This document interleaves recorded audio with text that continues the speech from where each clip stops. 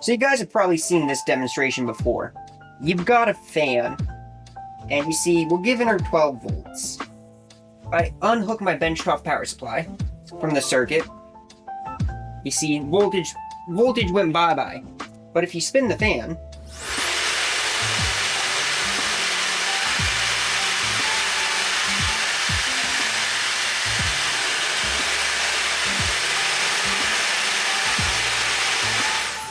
I generated 2 to 3 volts just by blowing on it.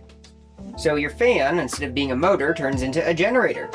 But did you know you can do the same thing with microphones and speakers? That's right, this bit here and this bit here, these are the same thing. It's just, this is really good when you want to hear the sound coming out of the thing, and this is really good when you're trying to record the electrical signal from a sound outside of the computer box.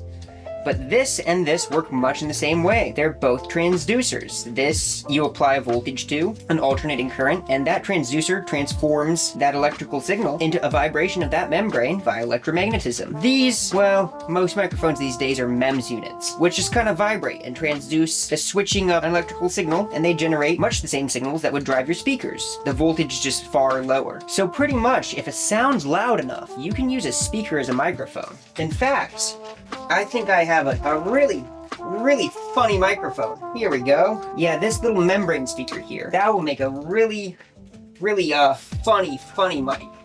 We're gonna do that right now. Okay, so I've got a couple little small and crappy speakers here. So I'm just gonna desolder that. And then we're gonna hook up these leads here to this membrane. So black goes to there, and black goes to our aux jack, and red goes to there. There we go. And then just plug this into the camera.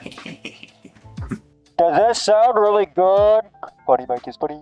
Buddy mic is buddy. So anyway, I'm just using this little speaker as a microphone. Testing. Can you hear the sound of my voice? Does it sound good? Hello? Testing. 1, 2, 3, 4. Testing. Hello?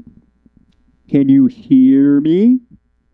Is this speaker acting as a microphone?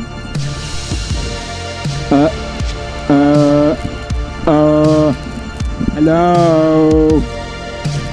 Funny mic.